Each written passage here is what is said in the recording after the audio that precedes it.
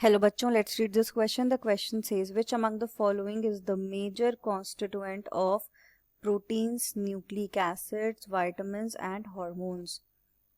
तो इस क्वेश्चन में ये पूछा गया है कि प्रोटीन्स, न्यूक्लिक एसिड्स, विटामिन्स और हार्मोन्स के मेजर कॉन्स्टिट्यूएंट इनमें से कौन सा ऑप्शन होगा।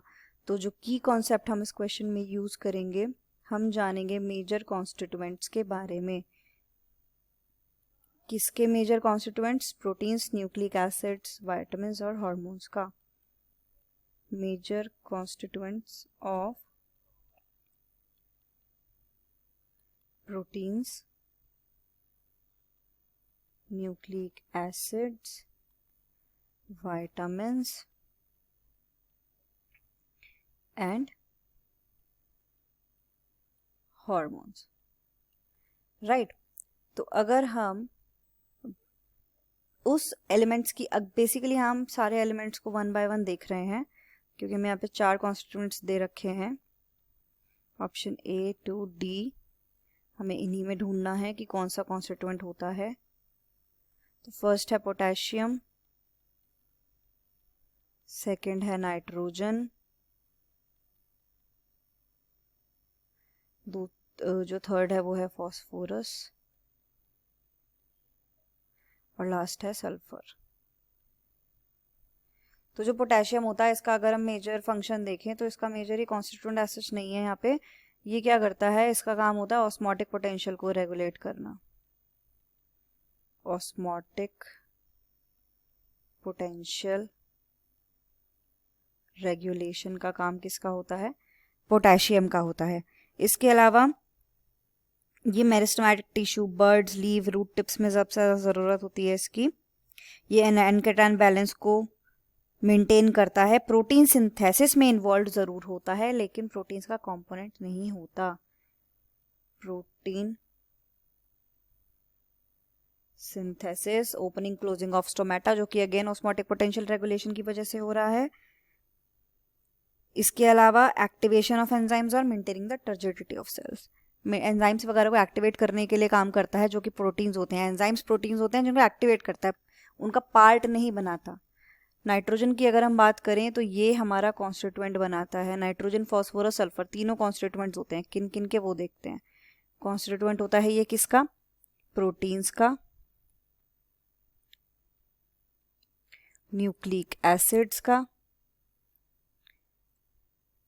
प्रोटीन्स, न्यूक्लिक एसिड्स, विटामिन्स और हार्मोन्स का मेजर कंपोनेंट बनाता है। विटामिन्स एंड हार्मोन्स का मेजर कंपोनेंट कौन बना रहा है? नाइट्रोजन बना रहा है। अगर हम फॉस्फोरस की बात करें तो ये किसका कॉन्स्टिट्यूएंट बनाता है? ये कॉन्स्टिट्यूएंट होता है सेल मेम्ब्रेन्स का। Constituent of cell membrane. Cell membranes के अलावा अगर हम देखें तो प्रोटीन्स, कुछ प्रोटीन्स, सारे प्रोटीन्स नहीं, सर्टेन प्रोटीन्स के अलावा ऑल न्यूक्लिक एसिड्स, न्यूक्लियोटाइड्स का भी ये कॉन्स्टिट्यूएंट बनाता है। All nucleic acids and nucleotides. लेकिन ये विटामिन्स, हार्मोन्स का कंपोनेंट नहीं बनाता, इसीलिए यहाँ पर ये आंसर नहीं होगा। अब आते हैं सल्फर पर। सल्फर किसका कॉन्स्टिट्यूएंट होता है? ये प्रेजेंट होता है 2 अमीनो एसिड्स में, विटामिन्स में और फेरोडॉक्सिन में। कॉन्स्टिट्यूएंट ऑफ अमीनो एसिड्स ही मिलकर प्रोटीन्स बनाते हैं, तो कह सकते हैं कि प्रोटीन्स का पार्ट है। तो constituent of 2 amino acids, then vitamins and ferredoxin. Vitamins and ferredoxin. तो क्वेश्चन में हमसे पूछा गया था न्यूक्लिक एसिड का भी पार्ट होना चाहिए। राइट, न्यूक्लिक एसिड का पार्ट होना चाहिए। इसके अलावा विटामिन्स, हार्मोन्स का पार्ट होना चाहिए और प्रोटीन्स का भी पार्ट होना चाहिए। तो सल्फर विटामिन्स का पार्ट है, काइंड ऑफ प्रोटीन्स का पार्ट भी है, लेकिन न्यूक्लिक एसिड का पार्ट भी नहीं है और हार्मोन्स का पार्ट भी नहीं है, तो ये ऑप्शन नहीं होगा। फॉस्फोरस हमारा विटामिन्स का पार्ट नहीं है, वाइटामिन और हार्मोन्स का तो ये भी आंसर नहीं होगा। पोटेशियम किसी चीज़ का ऐसा कॉन्स्टिट्यूएंट बना ही नहीं रहा है, तो ये भी ऑप्शन नहीं होगा। यहाँ करेक्ट ऑप्शन हो जाएगा हमारा नाइट्रोजन, जो कि ऑप्शन नंबर सी में हमें गिवन है। तो यहाँ करेक्ट आंसर होगा ऑप्शन बी में गिवन है नाइट्रोजन, तो ऑप्शन बी हमारा यहाँ करेक्ट आंसर हो जाएगा। The final answer is option B nitrogen. Hope you understood it well. Best of luck.